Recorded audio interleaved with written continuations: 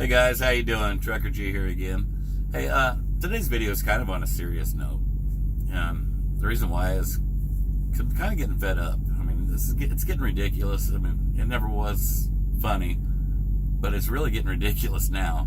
And what I'm talking about is all this bickering and fighting amongst us drivers.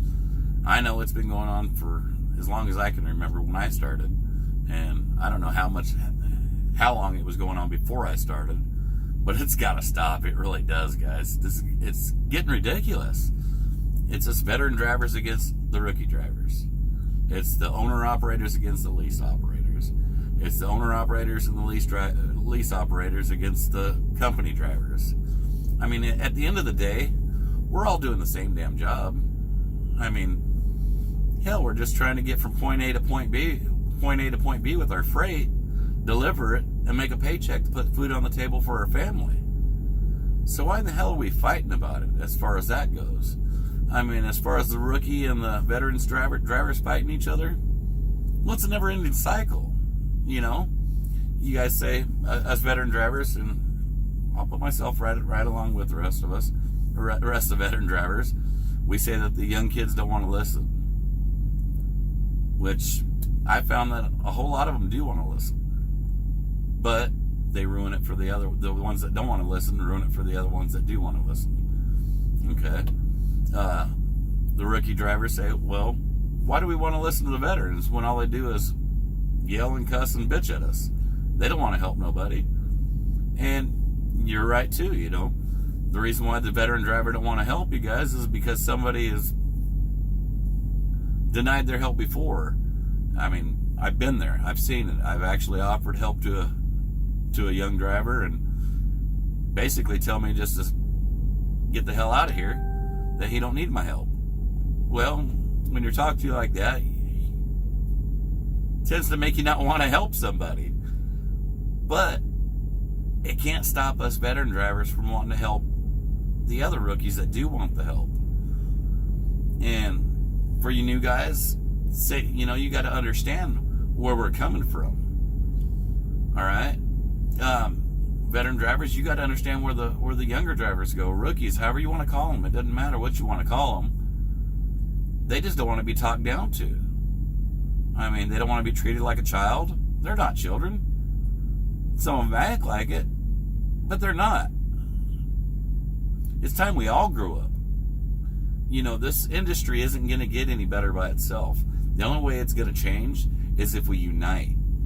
You know, I hear about the protests and you know, they were talking about doing protests ever since I can remember.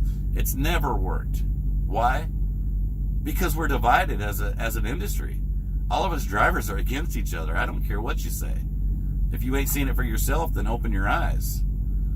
Gotta stop this fighting. Ain't nothing gonna get better unless we can unite as a group. I mean, I'm not here trying to motivate you and try to start a protest and unite you all. All I want to do is see the older drivers start helping these younger drivers.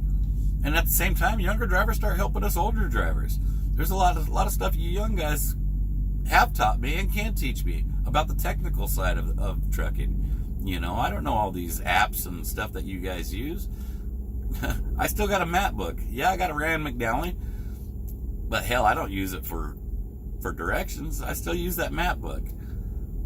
But that's a whole another subject as far as GPS goes, guys. But there is a lot of other technical stuff. I just can't tell you about what they are because I don't know. Shoot. That's where you young generation are going to come in and start teaching us older guys, you know, us guys that don't know how to, or what apps to get, or should I say. And older guys, you got to start sharing some of this knowledge with these younger guys. I mean, if we don't share our knowledge now, it's going to be lost, and it's going to be lost forever. And we're not going to have no choice but to start going to autonomous trucks because they're going to be safer than the drivers that we got out here now.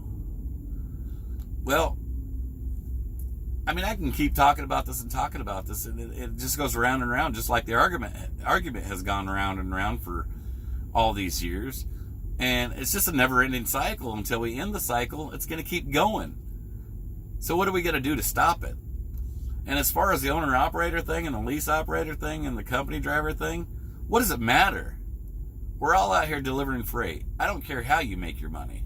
Just don't undercut, well, I can't even say that. The lease operators don't have no choice on what the loads pay. It's the mega carriers that have the lease operators, and it's the mega carriers that are doing it, and us owner operators, we have to scratch out a living off of what the rates are. But that's, like I said, that's a whole nother story there too. So why the hell are we fighting with lease operators?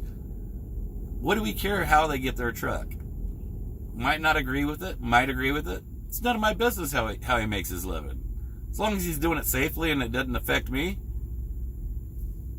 why do I care? Why am I trying to compare myself with him? Which I'm not. So why are you? And as far as you lease operators, what do you care about what the company driver says? You ain't got nothing to prove with, or what do you care about what the owner operator says? You ain't got nothing to prove to him. So stop fighting about it. It's stupid, guys. And you company drivers, you just keep doing your thing, and if you need any help, you holler at me. All right, guys, gonna keep this short. It's gone way longer than I wanted to, and it can keep going, but it's gonna go round and around talking about the same damn stuff. It's time to put a stop to it. All right, thanks for listening.